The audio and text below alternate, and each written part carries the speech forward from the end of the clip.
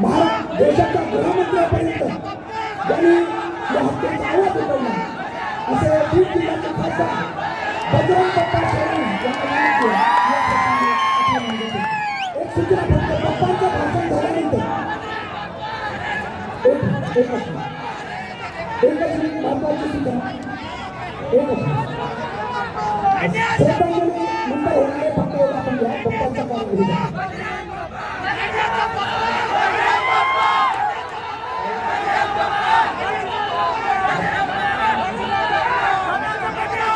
संतोष अण्णा देशमुख आणि सोमनाथ सूर्यवंशी यांच्या चरणी पहिल्यांदा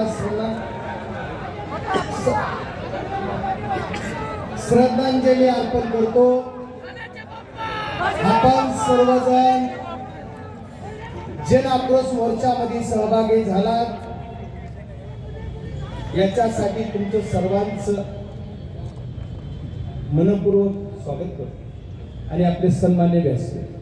आज आपल्याला अत्यंत खेद होणारी घटना महाराष्ट्रामध्ये आमच्या बीड जिल्ह्यातील मसाजोग गावी घडली, परभणीमध्ये घडली आणि मसाजोगचे सरपंच संतोष अण्णा देशमुख यांची 9 तारखेला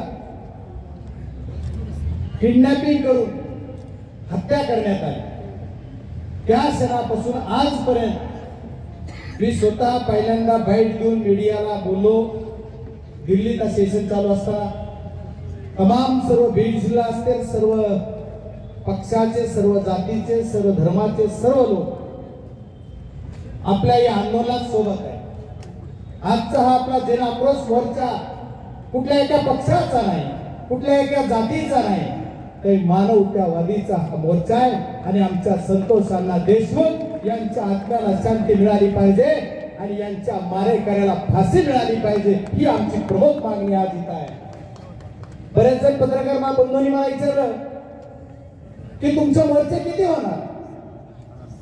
तुमचा मोर्चा परभणीत झाला, तुमचा मोर्चा बीडमध्ये झाला, पण मी सर्व मीडियाच्या सर्व चॅनलच्या प्रतिनिधींनी मला विचारलं, त्यांना मी आश्वासित करू इच्छितो, महाराष्ट्रातल्या सरकारला जोपर्यंत या मारेकऱ्यांना फाशी द्यायची सद्बुद्धी येत नाही तोपर्यंत आमचे मोर्चे चालूच राहणार। बीड जिल्ह्यामध्ये गुंडशाही, दडपशाही एवढी वाढली जीणं मुश्किल केलं। निवडणुकीपुरती दादागिरी राहिली नाही, ही दादागिरी आमच्या सर्वसाधारण घराण्यातल्या मुली बाळांनी, आमच्या गोरगरिबातल्या सर्व समाज बांधवांना बाहेर निघणं सुद्धा मुश्किल करून टाकायचं काम या गुंडगिरीने दादागिरीने केलं।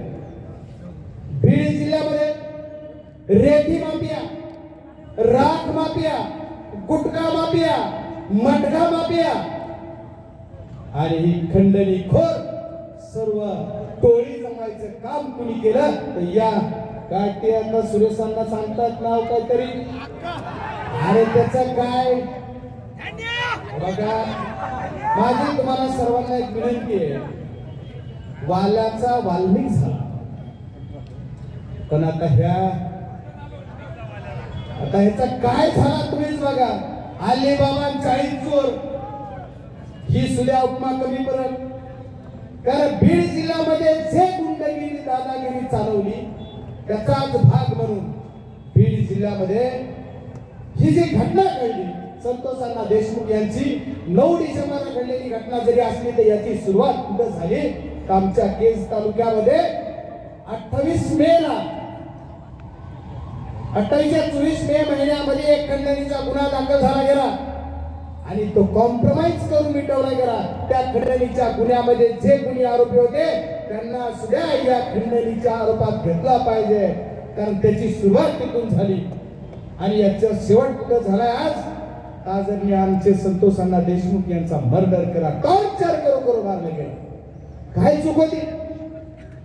संतोष अण्णा देशमुख एका गावचं लोकप्रतिनिधी आहे, एका छोट्याशा आमच्या ग्रामीण भागाचा तो प्रमुख आहे, तो कोण्या पक्षाचा आहे, कोण्या जातीचा आहे हा विषय नाही, तो या गावचा प्रमुख आहे आणि आणि त्यांनी काय केलं तर ही जी कंपनी होती या कंपनीच्या तिथं जिथं मारामारी केली आणि खंडणी गोळा करण्यासाठी जे कोण लाभ जात होते 6 तारखेला ज्यांचा गुन्हा झाला होता 6 तारखेला जे भांडण झालं होतं त्या 6 तारखेच्या भांडणामध्ये त्यांनी प्रत्यक्ष भाग घेऊन भांडण सोडवा सोडी किंवा आमच्या गावात येऊन भांडण पेटवू नका असं म्हणलं गेलं. त्याचाच मनात एक राग घेऊन या सर्व काय बोललं पाहिजे यांना उपमा या सर्व हरामखोरांनी आदरणीय आमच्या संतोष अण्णा देशमुखांचा मर्डर केला गेला. त्याच्या पाठीमागे कोण आहे त्याच्या पाठीमागे जो कोण मास्टर माइंड आहे ते पकडला पाहिजे असं मी पहिल्या शहरापासून म्हणतोय. त्याच्या पाठीमागे मास्टर माइंड कोण आहे हा खंडणी खोर आहे. या खंडणी खोराने त्याच्यावर फक्त खंडणीचा गुन्हा दाखल केलाय. मला एकच सांगायचं मी पहिल्या बाईट मध्ये सांगितलं होतं याचं कनेक्शन कुठं धारपूरची जोडतंय का याचं कनेक्शन कुठं पुण्याला जोडतंय का. आज मला मीडियाचे बांधव सर्व विचारत होते तुम्ही त्या दिवशी कसं सांगितलं म्हणलं बाबा हो मी समाजसेवा आणि राजकारण फटावर माझ्या मिशा नव्हत्या तेव्हापासून करीत होतो आता पूर्ण पांढऱ्या झाल्या म्हणजे मला नक्की माहित आहे. आणि आता अण्णांनी त्यांच्या शाळेत सांगितलं शैलीमध्ये सांगितलं की तुम्ही ह्यांच्या बरोबर काम केलं तुम्ही सर्वांनीच आपण काम केलं राजकारणाचा भाग सोडून देऊ. मी राजकारण करायला या मोर्चात सहभागी नाही. मी या मोर्चामध्ये सहभाग याच्यासाठी आहे की आमचा संतोष अण्णा देशमुख यांच्या मारेकऱ्याला फाशी होईपर्यंत मी तुम्ही आम्ही सर्वजण लढणार आहोत.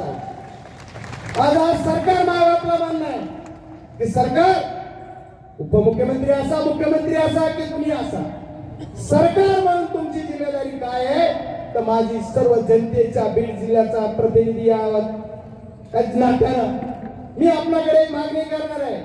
संतोष अण्णा देशमुख यांचे मारेकरी जे आहे त्याच्यात प्राथमिक दर्शी जेवढे लोक तुम्हाला निदर्शनास येतात त्याच्यावर 7 लोकांवर तुम्ही गुन्हा दाखल केला. या 7 लोकांमधला 2 आरोपी तुम्ही पहिल्या दिवशी पकडले गेले. तिसरा आरोपी सुद्धा बालेवाडी पुण्यातूनच उचलला गेला आणि 4था आरोपी पोलिसनी आणखी काही डिक्लेअर केलं नाही की सरेंडर झाला की पकडलाय पण पकडलाय असं म्हणतात. पण तो जर पकडला तर तो आरोपी दोन्हीकडे गुन्ह्यात पण आहे आणि खंडणीत पण आहे. त्याच्यानंतर नाट्यमय घटना घडती आणि या खंडणीतला मेन आरोपी जो कोण आहे कोण आहे त्यानं स्वतः सरेंडर केलं कुठे सीआयडी पुणे. आणि आता काल काय झालं गेलं नाट्यमय घटना या सगळ्या की काल काय गेलं तर 2 याच्यातल्या 2 आरोपीला लगेच की सरेंडर झाला की पकडला पोलिसांनी. किती कौतुक आहे. मी मीडियाच्या माध्यमातून पोलिसांचंही कौतुक केलं की तुम्ही जर खरंच पकडले तर कौतुक आहे.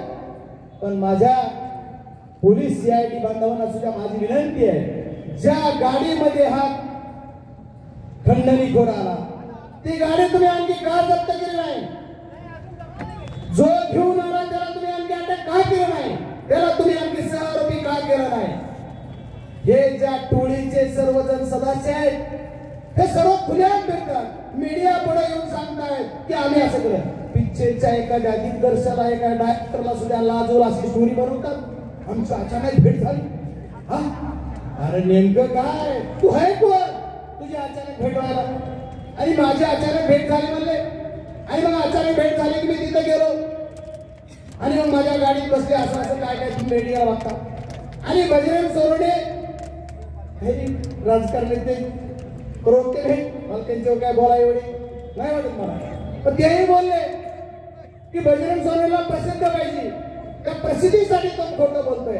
आज ही मीडियाला आम्ही फोटो दाखवू शकतो की ज्या फोटो मध्ये मस्सा जोगला सुद्धा हा व्यक्ती दिसतोय आणि या मीडियाला दाखवलाय. पण आणि हाच व्यक्ती आज एबीपी माझाचा पत्रकार बंधू कोणतरी असाल त्यांनी प्रश्न विचारले तिथं मी बघितलंय की या गाडीत तुम्ही आले का हा आरोपी आले का.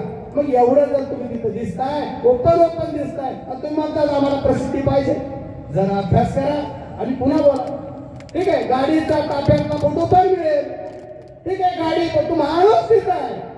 आमचं म्हणणं काय मग हा सर्व जर लाईव्ह आम्ही काय बोलतोय आज सुद्धा इथं काय असते बघा धपा तिकडून निघून कोण आलाय सुरेशांना काय बोलतोय वगैरे पप्पा काय बोलतोय कोण काय बोलतोय. पण आम्ही एकच मागणी आमची सर्वांची आमच्या पक्षाच्या पलीकडे जाऊन राजकारणाच्या पलीकडे जाऊन मानवता काय कर्तव्य, तर आमच्या एका बांधवाचा खून केलाय, हत्या केली, त्याला त्याच्या मारेकऱ्याला फाशी झाली पाहिजे, ही आमची मागणी आहे. आणि या मागणीत मला मायबाप सरकारला दुसरी मागणी करायची.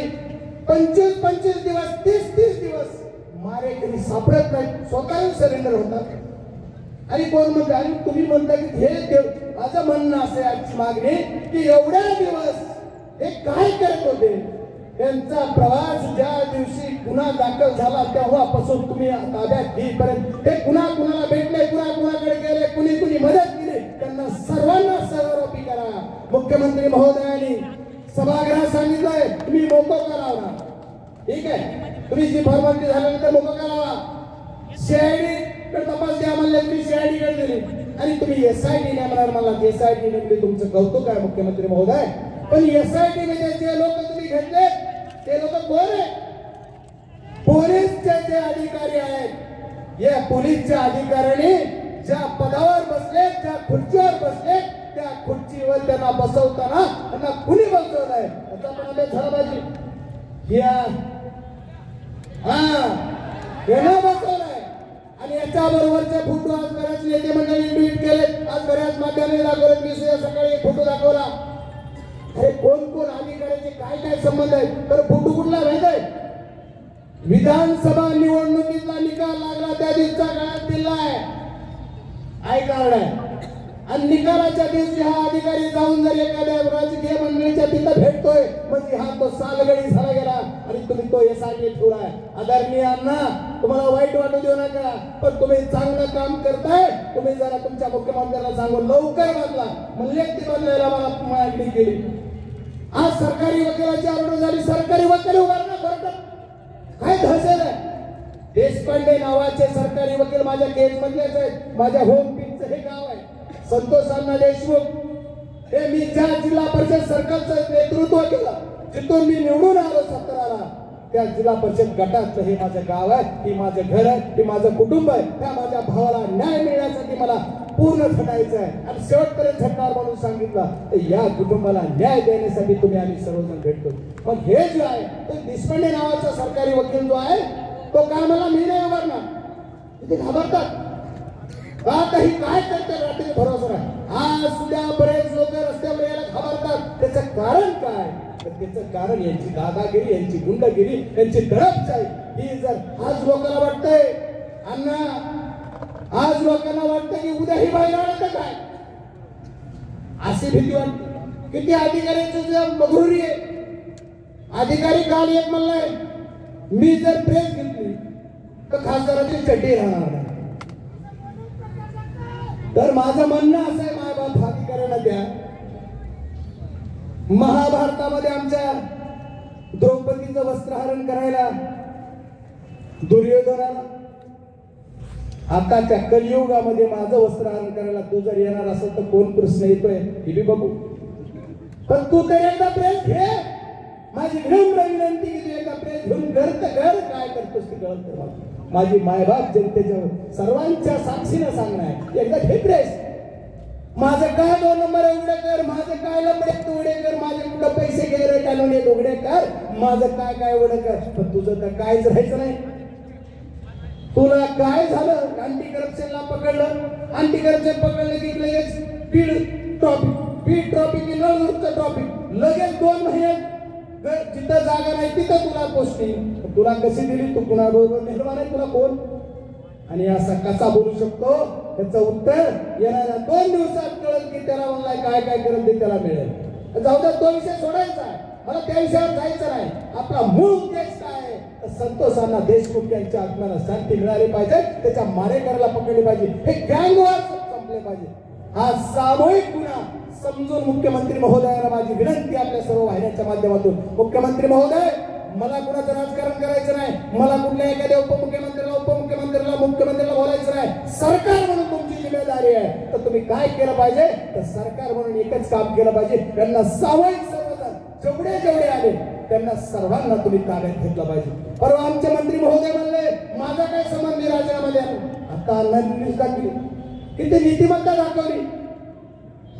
निलंगेकर साहेबापासून विलासराव देशमुख साहेब, आर पाटील साहेब असतील, तुमचे अशोकरावजी चव्हाण साहेब असतील, एवढ्याने फेकून दिला राजीनामा आणि चौकशीला सामोरे गेले.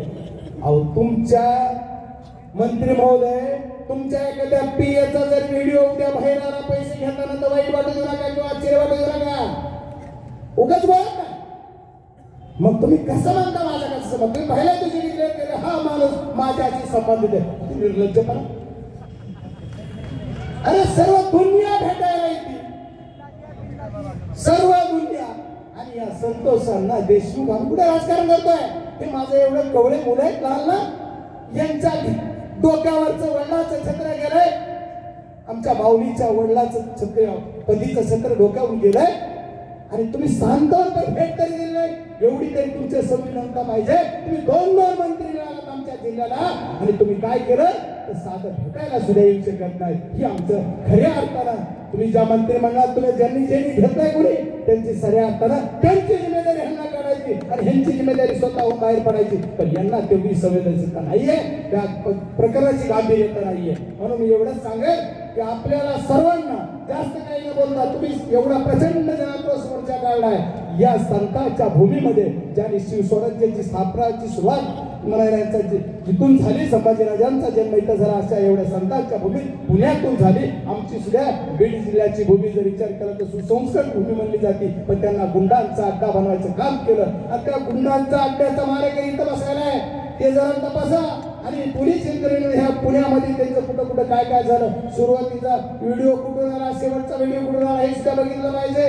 आणि या पुण्याचा जो कोणी मास्टर माइंड आहे याला 302 मध्ये लवकरात लवकर घेतलं पाहिजे. मुख्यमंत्री महोदय, आता बाकी सर्व लोकांच्या सर्व शांत झालं म्हणतात तुम्ही आणि एक आरोपी पकडाल. आता मला वाटतं उद्या एखादा पकडलं बघा, उद्या नक्की एखादा आरोपी पकडलं राहिलं. पण एवढे 1-2 आरोपी नाही, ह्याच्यात आणखी 50 आरोपी आहेत, त्यांना सहआरोपी केलं पाहिजे. आणि ती केल्याशिवाय ती शांत बसणार नाहीत. आणि संतोष देशमुखच्या सर्व मारेकरांना फाशी दिल्याशिवाय शांत बसणार नाहीत. ती तुम्हाला सर्वांना मी शब्द देतो आणि सर्वांना विनंती, मी कुणी जाऊ नका, आपल्याला सामूहिक श्रद्धांजली अर्पण करायची. सर्वांनी माझं वाणीला पूर्ण विराम देतो. ओके.